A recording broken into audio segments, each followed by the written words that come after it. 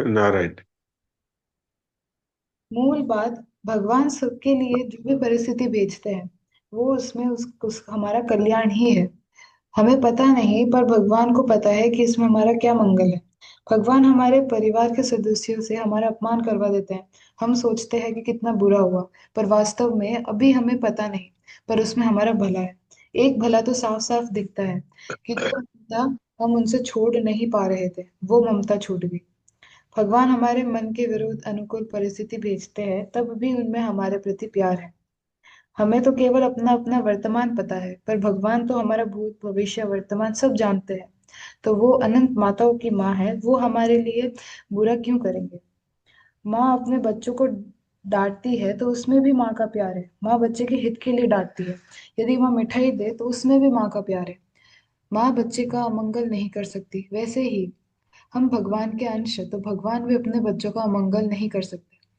संसार की वस्तुओं के लिए तेज लगन रखे, काम ना करे, तो पता नहीं संसार की वस्तु मिलेगी या नहीं। पर यदि सेम लगन भगवान में लग जाए तो भगवान तो पक्का अवश्य ही मिलेंगे। ये लगन तब होगी जब हम संसार की इच्छाओं का त्याग कर दें। या तो आप संसार की इच्छा रखें या तो परमात्मा की इच्छा रखें, क्योंकि दो नावों पर सवार नहीं हो सकते। भगवान की इच्छा एकमात्र इच्छा हो और कुछ नहीं चाहिए। भाई जी कहते हैं, एक तुम्हारे सिवाय कोई सुहाता नहीं। तो भगवान भी हमसे मिले बगैर टिक नहीं पाएंगे। भगवान कहते हैं, मैं उसके लिए सुलभ हूँ जो अन्य किसी और की इच्छा नहीं रखता, क्योंकि वो केवल मेरा ही स्मरण करता है। हमारी प्राथमिक इच्छा भगवान होनी चाहिए। संसार से हमें कुछ मिले या ना मिले कोई परवाह नहीं, मुझे केवल एक परमात्मा चाहिए और कुछ नहीं। नारायण नारायण नारायण नारायण। बहुत सुंदर। अभी हम गीता जी का शुद्ध पाठ करेंगे। मुझे जुकाम भी लग गया और खांसी भी हो रही है, तो शुद्ध पाठ के बाद में आज शैलजा कुछ सुनाएगी और फिर नंदिनी मीरा चरित्र सुनाएगी। तो आज चौथे अध्याय का 34वां श्लोक है। तो आप लोग अपनी गीता जी में 34वां श्लोक निकाल लीजिए।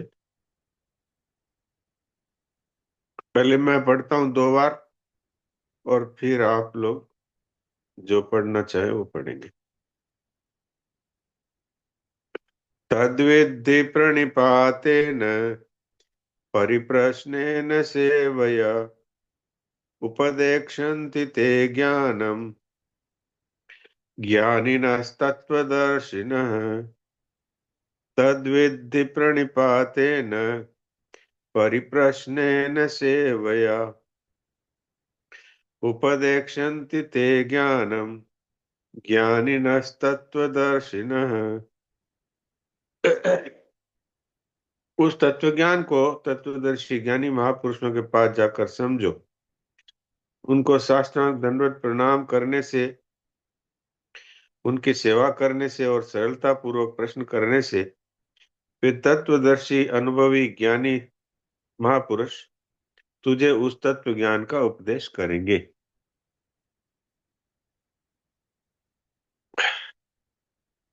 अब आप में से जो पाठ करना चाहें वो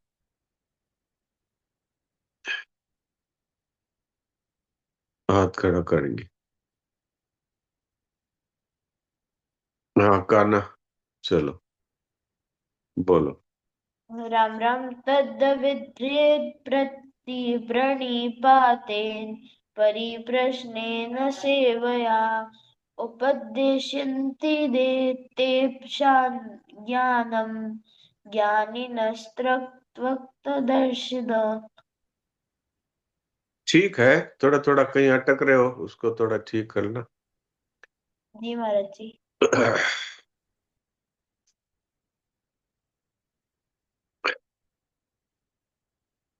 सुनील दास जी। राम राम महाराज जी। राम राम। तद विद्धि प्रणिपातेन परिप्रश्नेन सेवया उपदेक्षन्ति ते ज्ञानं ज्ञानिनस्तत्त्वदर्शिनः। अच्छा है आपका, अच्छा हो गया उच्चारण। प्रणाम महाराज। प्रणाम।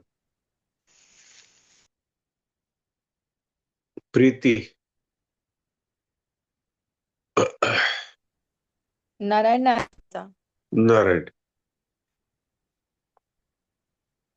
तत्विद्धि प्रणिपातेन परिप्रश्नेन सेवया उपदेक्ष्यन्ति ते ज्ञानं ज्ञानिनस्तत्त्वदर्शिनः। नारायण अच्छा है, नारायण। अच्छा उच्चारण है।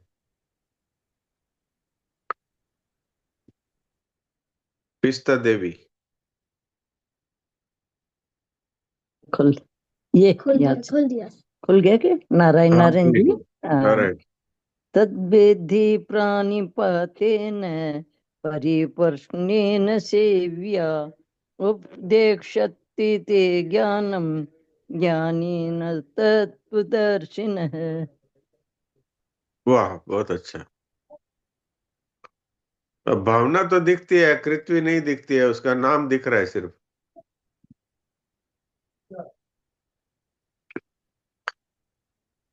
और वो रिद्धिमा भी नहीं दिखती है, और संजीव जी भी नहीं दिखते हैं। तो मैं सोचता हूँ बच्चे अगर ज्यादा नहीं हो तो रविवार शनिवार दिख जाए तो भी अच्छा है। ठीक है ना? आज इतने लोगों को ही मौका मिलेगा। अब शैलजा कुछ सुनाएगी और फिर उसके बाद नंदिनी मेरा चरित पढ़ेगी। हाँ शैलजा सुनाओ।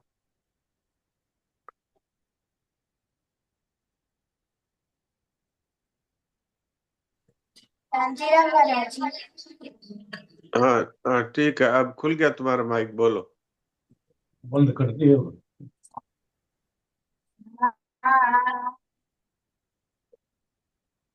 आवाज नहीं आ रही है बेटा अभी। तुम्हारा मोबाइल पास में रखो। थोड़ा और आगे।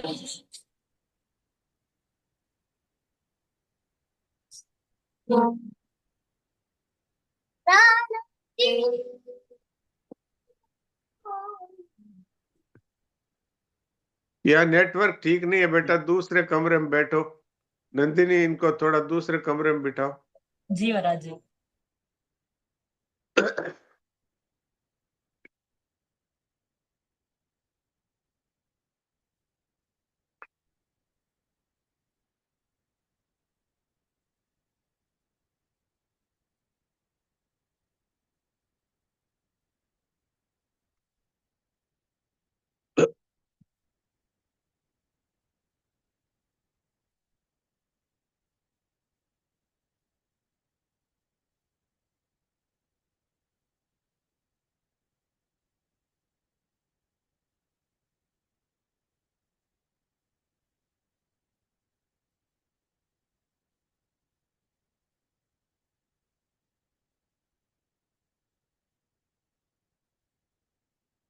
अच्छा राजल वाला करूं क्या? मैं अनम्यूट करता हूँ।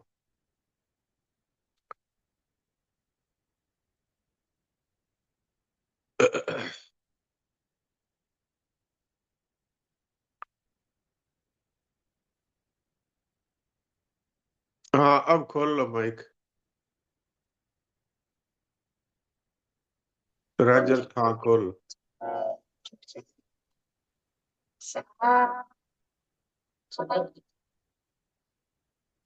आज तो नेटवर्क नहीं काम कर रहा है भाई तुम्हारा। मोबाइल डाटा चालू है।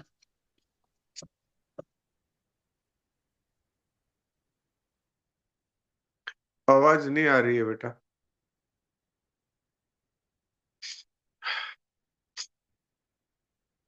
नंदिनी तुम बोलो, देखें कुछ आवाज आती है क्या।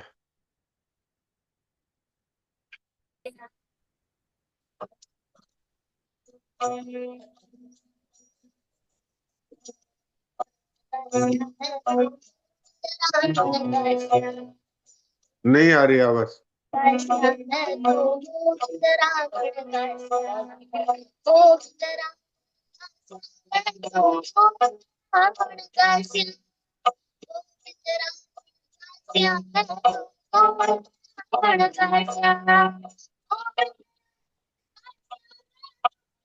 नहीं सुन रही है, और कोई दूसरे जगह में बैठ के देखो, आवाज नहीं आ रही है।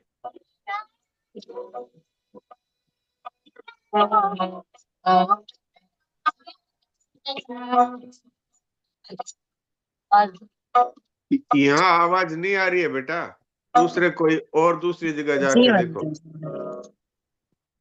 नहीं आ रही है, इधर नेटवर्क नहीं है।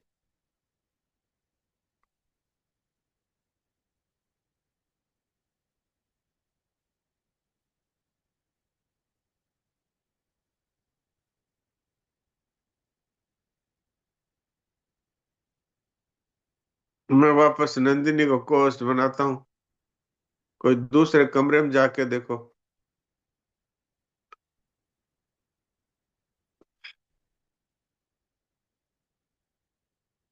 नंदिनी का तो दिख ही नहीं रहा है फोन ही। राम जी महाराज जी, अब आवाज आ रही है? अब आ रही है। जी ठीक है। हाँ, अब बोलो शैलजा।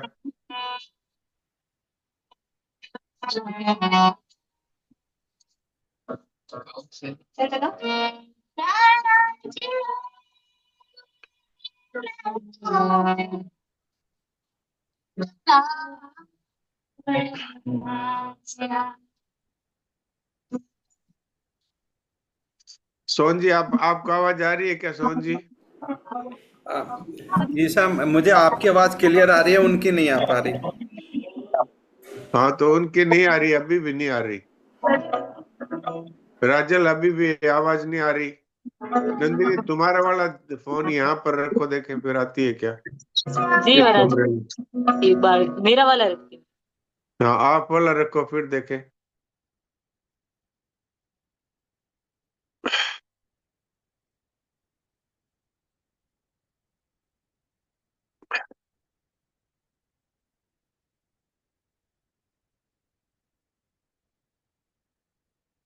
तुम्हारा फोन नहीं दिख रहा है, नहीं तो मैं उसको दोबारा को होस्ट बनाता।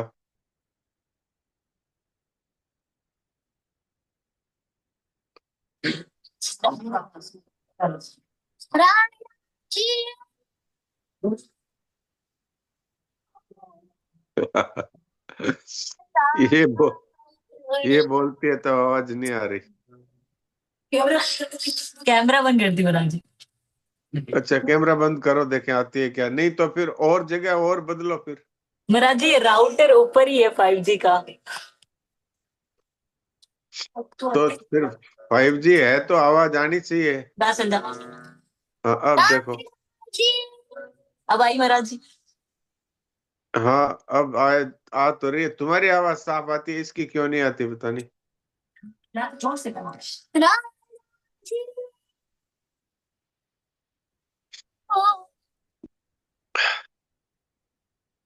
आई महाराज जी?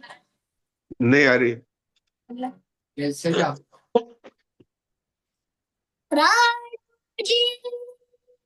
बस राम जी सुन गया, और कुछ सुना नहीं, यही सुनना जरूरी था।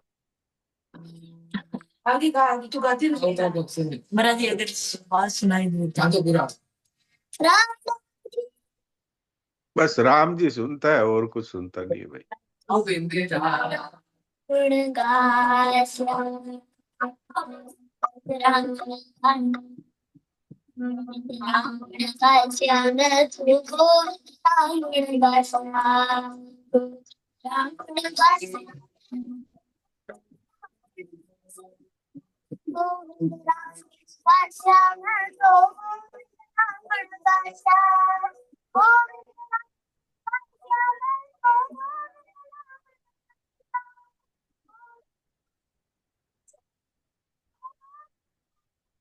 मैं इसके लिप्स से सुन सकता हूँ कि गोविंदरा गुणगासे में, तो लिप रीडिंग से मैं बोल सकता हूँ, आवाज तो नहीं आ रही। कोई बात नहीं महाराज जी, कल कल वापस एक बार हाँ, फिर कल ट्राई करो। तुम्हारी आवाज क्यों आ रही है देखो। तो ये स्पीकर वगैरह वीडियो बंद कर लो। वीडियो से भी नहीं है। नहीं, वीडियो बंद कर लो, अभी तो आ रही है तुम्हारी आवाज, इसकी नहीं आ रही बस। डायरेक्ट बोले ऐसे गाल है। इसका कल कल सुनाना इसका। जी जी ठीक है महाराज जी, कल आपकी आवाज पूरी क्लियर आ रही है। ठाकुर जी कहते हैं थोड़ा और रिहर्सल करो कल के लिए। तो महाराज जी अगर ये बिना बाजी के साथ गा ले, अगर अगर आवाज क्लियर आए तो ऐसे गा के देखना। गोविंद राग में कास्य नहीं था, यहाँ से शुरू कर एक बार। नारे नारायण बोल सकते आवाज है। नारे नारायण महाराज जी। अब आ रही है आवाज, बोलो। ऐसे गा ले, आप ऐसे गा ले। गोविंद रांगुण गास्या, मैं तो गोविंद रांगुण गास्या। गोविंद रांगुण गास्या, मैं तो गोविंद रांगुण गास्या। गोविंद रांगुण गास्या, मैं तो गोविंद रांगुण गास्या। गोविंद रांगुण गास्या, मैं तो गोविंद रांगुण गास्या। गोविंद रांगुण गास्या, मैं तो गोविंद रांगुण गास्या। गोविंद रांगुण गास्या, मैं तो गोविंद रांगुण गास्या। राणाजी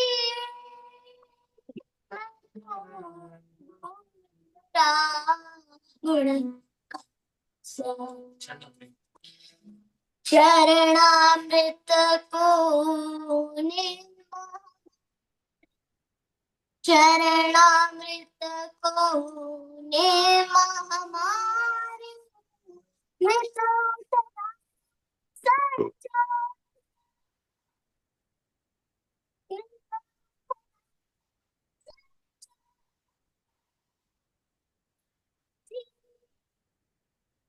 एक बार वीडियो बंद करो।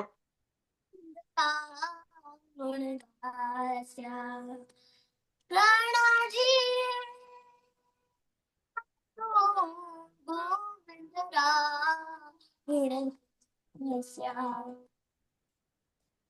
हरि मंदिर में निरत करास्या। हरि मंदिर में निरत करास्या। घूंघरिया घमकास्या। घूंघरिया घमकास्या। राणाजी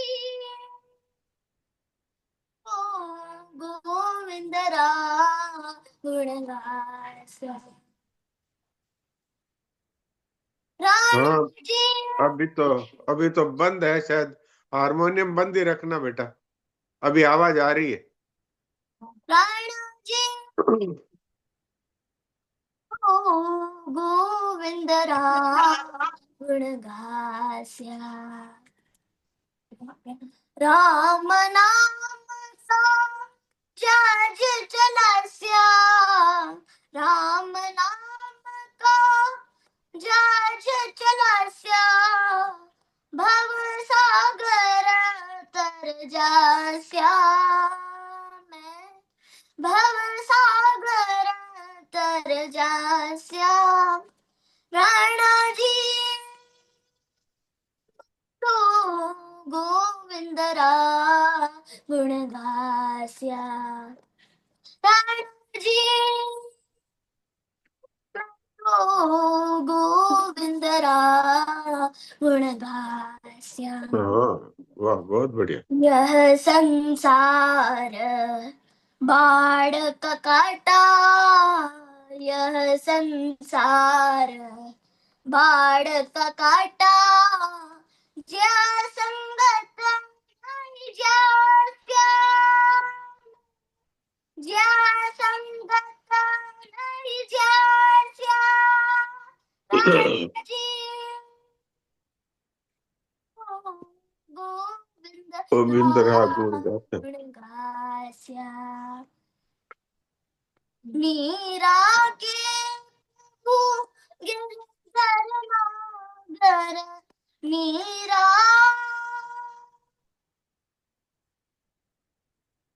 मीरा के प्रभु गिरधर नागर। निरथ परख गुण गास्या। मैं तो गोविंद राम गुण गास्या। मैं तो गोविंद राम गुण गास्या। मैं तो गोविंद राम गुण गास्या। वाह वाह, बहुत ही अच्छा। और तुम तो है ना रोजाना सुना दिया करो, तुम्हारी आवाज बहुत अच्छी है। और आज तो कोई नेटवर्क की दिक्कत हो गई, फिर भी अब तुमने जो ये वीडियो बंद करके गाया तो पूरा सुन रहा था। बस तुम्हारी विराज आवाज जी बहुत वो अच्छी है, पूरा सुनाया करो। उसने तो वो पूरा मतलब तबला और इसके साथ सब कुछ किया था, पर वो नेटवर्क की प्रॉब्लम आ गई थी। कोई नहीं कोई नहीं, अब अगली बार फिर सुना देना, कल परसों जब भी तुम्हारी तैयारी हो जाए। और नेटवर्क इसी कमरे में ठीक आ रहा है, जितने में देखा है उनमें से, जी मैडम। तो इसी में ट्राई करो। और आईफोन में शायद कुछ ज्यादा इजीली पकड़ पाया है, ऐसा भी हो सकता है। बहुत अच्छा बहुत अच्छा। तो नंदिनी, अब 10 मिनट करीब बचे हैं, तो मेरा चरित्र जितना हो सके उतना सुना दो। जी थोड़ा विराज जी। पिछला पिछला बैकग्राउंड बता दो, और फिर प्रश्न संख्या बता दो। जी विराज जी, पृष्ठ संख्या 336। अच्छा, थोड़ा सा पिछला बैकग्राउंड याद दिला दो। महाराज जी 330 है पृष्ठ संख्या, और इसमें मीराबाई अपनी सखी ललिता जी के साथ वृंदावन, चिन्मय वृंदावन का दर्शन हाँ करती है। हाँ, दिव्य वृंदावन जाती है ललिता जी के साथ। जी महाराज जी, और फिर वो अपने पुनर्जन्म माधवी का अ, देखती है हाँ कि हाँ पिछले जन्म में माधवी जी हाँ, थी। वो और माधवी माधवी कैसी थी, और भगवान के दर्शन से ही बचती थी। जी महाराज और जी। फिर बरसात हुई, गोवर्धन के नीचे आई, तब फिर उसको समझ में आया कि मैं कितनी मूर्ख थी। जी जी। तो 330 का कौन सा पैरा है? प्रश्न 330 का पहला ही पैरा है, यह तो अपनी अच्छा ही है। अच्छा, सुनाइए। जी नारायण नारायण। तो तुम भी मीराबाई ललिता जी के साथ। तुम भी अपना वीडियो नारायण बंद नारायण। कर लो, शायद शायद आवाज ठीक आए। नारायण वीडियो नारायण बंद। महाराज जी, आवाज सही आ रही है? हाँ, अब तो आ रही है, वीडियो बंद ही रखो। जी जी। तो बोलो। यह तो अपनी ही है बावरो, अपनी सखी है ललिता, उसका हाथ थामकर मृग दंपति पक्षियों शशकों पर फिराती। कहाँ एक पर, चिड़ैया। कितना कितना पेज में बोल रही हो? महाराज जी पृष्ठ संख्या 331। 331 कौन सा पैरा? अच्छा, वो ये पहला पैरा ही है। पहला ही है। हाँ ठीक है। एक चिड़ैया उनके हाथ पर बैठकर सिर घुमा घुमा करके कुछ संकेत करने लगी। हाँ हाँ, श्री किशोरी जी ने आश्वासन दिया है, देखो ना, ऐसा न होता तो यह यहाँ कैसे होती भला। ललिता की बात पर उन सभी ने उन्हें घेर कर नाच नाच कर कूद कूद कर अपनी प्रसन्नता व्यक्त की। स्रोतों की छोटी धाराओं पर रत्नमयी शिलाएं रखी थी पार जाने के लिए, और बड़ी धाराओं पर स्वर्ण तथा मणिमय पुल बने हुए हैं। इन सब स्रोतों की धाराएं आगे जाकर श्री यमुना जी में मिल जाती हैं। यमुना के घाट स्वर्ण और स्फटिक के बने हुए हैं। सीढ़ियां कहीं प्रवाल और कहीं पन्ने की। पुलिन के रेणुकण महीन मोती ही है। पंख विहीन यमुना में कमल पुष्पों की भरमार है। पत्र पुष्प लता वृक्ष सबके सब मणिमय प्रकाशमय होते हुए भी है अत्यंत कोमल। धारा की दुर्वा मानो हरित मणि से बनी हो, किंतु पांव धरने पर लगती है प्राकृत दुर्वा से अनंत गुना कोमल। जिस और भी दृष्टि जाए सर्वत्र सुंदरता, मधुरता, कोमलता, दिव्यता ही छाई है।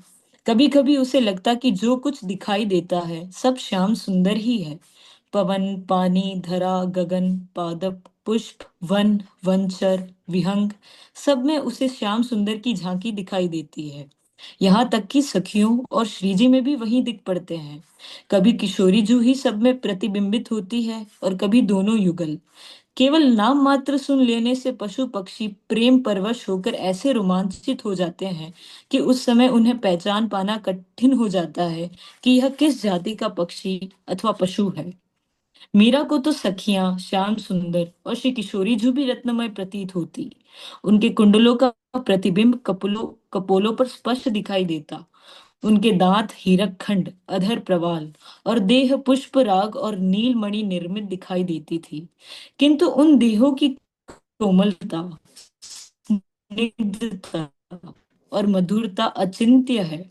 जब श्री श्याम सुंदर किशोरी जी के साथ विराजित होते, तब एक दूसरे की देह द्युति के कारण आधे आधे अंग हरित वर्ण के दिखाई देते। वहां जड़ कुछ भी नहीं था, सब कुछ चैतन्य, चिन्मय और दिव्य था।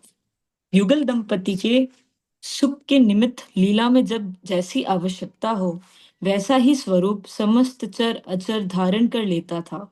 जैसा जैसे जिस भूमि खंडन में अभी शरद का विलास है, वहां कुछ ही देर बाद श्याम सुंदर और राशेश्वरी के पधारते ही वसंत का वैभव छा जाएगा। लीला की आवश्यकता अनुसार पेड़ पौधे लता अथवा पशु पक्षी कोई भी उपकरण बन जाते हैं। ललिता के साथ कुछ ही पथ चलकर उसने देखा कि जल स्रोतों के समीप एक शिला पर एक अर्ध मूर्छित किशोरी पड़ी है। उसके दीर्घ कृष्ण केश भूलुंठित बिखरे पड़े हैं और सुंदर नेत्रों से अजस्र वर्षा हो रही है। उसी समय चंपा वहां आई। किशोरी को उसने बाहों में भरकर उठाया। मीरा ने देखा वह माधवी है। चंपा ने उससे परिचय पूछा और यह जानकर कि वह सुंदर की बहू है, प्रसन्न हुई। उसने कहा, इस प्रकार धीरज खोने से कैसे चलेगा बहन? तुम अकेली ही तो नहीं हो। जो सबने खोया वही तुमने भी खोया है। यूं धीरज खो दोगी तो कैसे बात बन पाएगी? जब श्याम सुंदर आएंगे तो क्या मुख लेकर उनके सामने जाओगी? दूसरी बहनों से मेरी क्या समता नहीं है। उन्होंने कुछ कर खोया है, मुझ अभागिनी ने पूर्व ही खो दिया। खोकर भी उनका घट परिपूर्ण है, और यह दुर्भागिनी तो सदा रीति ही रही। आहा, आज व्रज में सब अपने अपने दुर्भाग्य को सबसे बड़ा समझ रही हैं, मानो दुर्भाग्य की होड़ लगी हो। किंतु तुम अपनी बात कहो तो मैं कुछ समझूं। इन आंसुओं के पनारों को जीभ नहीं होती, मुख से कुछ तो कहो। माधवी के नेत्रों की बरखा रुकने रुकने में ही नहीं आती थी। चंपा के बहुत अनुरोध प्रबोध के बाद वह कुछ कहने का प्रयत्न करती तो होठ फड़फड़ा कर रह जाते। किसी प्रकार वाणी की अधिदेवी भगवती सरस्वती सदैव होती तो हृदय का बांध टूटकर शब्दों को धो बहाता। चंपा ने उसके केशों को संभाल कर बांधा, चुनरी का छोर होकर मुंह पहुंचा, पत्र पुटक में जल लाकर उसके होठों से लगाया और हृदय से लगाकर प्यार भरी झिड़की दी। आहा, कैसा रूप दिया है विधाता ने दोनों हाथों से। इस प्रकार नष्ट करने का क्या अधिकार है तुझे री? यह तो अपने व्रज वल्लभ की संपत्ति है। इसे क्या बात पूरी ठीक है, होने इसको से एक पहले बार ही यही यही रोकते हैं। नारायण नारायण। नारायण। देखिए, मैं थोड़ी सी बात आपको बता दूं, क्योंकि पूरी समझ में आई नहीं होगी। यहाँ पर मीरा जो है वो अ, श्री जी के रास मंडल की सखी है ललिता। तो ललिता क्या है, रोज रात को आकर के उसको धीरे से उठा के ले जाती है। तो वहां उनको तो यही दिखता है कि मीरा यहीं पे हमारे साथ ही लेटी हुई है। दासियों को यही दिखता है, लेकिन वो उठ करके और दिव्य शरीर से ललिता के साथ जाती और दिव्य वृंदावन धाम में प्रवेश कर जाती। वहां पर उसको अपने पूर्व जन्म का पूरा चित्रण दिखाई दे रहा है कि वो ब्रज के एक सुंदर की बहू है। वहां सुंदर नाम का एक है उसका पति, उसकी बहू है। और पहले आपने ये सुना ही था कि सुंदर की जो माँ है वो नई नई बहू को ये शिक्षा देती है, और वहां पर उसकी माँ भी उसको कहती है कि वहां पर एक नंद का लाला है, उसकी शक्ल मत देखना। उसकी शक्ल देखोगी तो तुम उसी में आकृष्ट हो जाओगी, तो फिर तुम्हारे पति के साथ जो पतिव्रत धर्म है उसमें ये अच्छी बात नहीं होगी। तो वो सुंदर के यहाँ आती है तो भी अच्छी तरह से अपना मुंह ढक करके रखती है, हाथ पांव भी ढक कर रखती है, कहीं कन्हैया देख न ले। सब लोग, सब गोपियां बाहर निकलती जब भगवान कृष्ण गाय चरा के आते, पर वो अपने अंदर ही बैठी रहती। और शुरू शुरू में वो जब आई थी ब्रज में अपने ससुराल, तो सुंदर तो सखा था भगवान कृष्ण का। तो भगवान कृष्ण ने कहा, अरे सुंदर, अपनी बहू का मुंह तो दिखा दे। तो बोले, मैं क्या दिखाता हूँ, तू ही जाके देख ले। तो वो भगवान ने जाके कहा कि भाभी मुंह दिखा दो। तो वो तो अपना मुंह ऐसे ढक करके, हाथ पांव सब ढक करके बैठ गई। तो भगवान ने कहा, ठीक है, रहने दे, नहीं दिखाओ तो। फिर उसके बाद आपने सुना ही था कि जब गोवर्धन के नीचे सब बरसात के कारण से सब आए, तो सुंदर की बहू भी आई। तो वहां पर वो खाली उंगली देखी, तो बस उसकी तो आंखें अटक गई उसी में। ये उसका पुराना जीवन है। अब वो यहाँ पर दिखाई दे रहा है कि वो माधवी है सुंदर की बहू। वो वहां पर एक तरह से जमीन पर लोटे हुए पड़ी है कि कैसे मैं लाला के दर्शन करूं, भगवान कृष्ण के। तो सखियां उसको सांत्वना दे रही है कि आएंगे अभी, तब तुम्हें दर्शन होंगे। और वहां पर जो दिव्य वृंदावन में राधा जी और कृष्ण भगवान इनकी छवि बता रहे हैं कि इतने सुंदर हैं कि जैसे रत्न के बने हुए शरीर है। तो रत्न तो बहुत कठिन होता है, कठोर होता है, लेकिन है तो रत्न जैसे शरीर उनके, जिससे एक दूसरे की परछाई भी एक दूसरे के शरीर में दिख रही है। इतने चमकदार है उनके शरीर, भगवान कृष्ण के और राधा जी के। और उनके जो कुंडल है, वो उनके गालों पे ही कुंडल का प्रतिबिंब दिख रहा है। इतने चमकदार उनके दिव्य शरीर है। तो ऐसी वहां की हर चीज दिव्य है। वहां के पेड़ पौधे भी ऐसे लगते हैं जैसे रत्नों के बने हुए हैं, लेकिन है कोमल। और सखियां है और वो सब है, वो सब बड़े दिव्य शरीर वाले। ऐसा वहां का वर्णन हुआ है। और ठाकुर जी का वर्णन तो कोई कर ही नहीं सकता। फिर भी ये जिन्होंने लेखिका है, वो मीरा जी के वंश की है, ये जो राणावत जी है,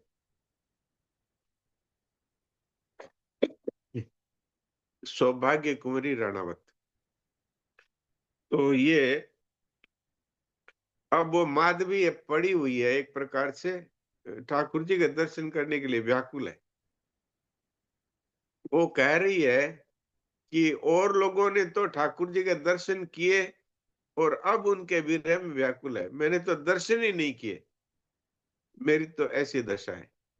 तो ये इनकी बात आई है। अब समय पूरा हो गया, थोड़ा सा सेकंड बचे हैं, तो अब हम थोड़ी देर के लिए और वो सत्संग करें।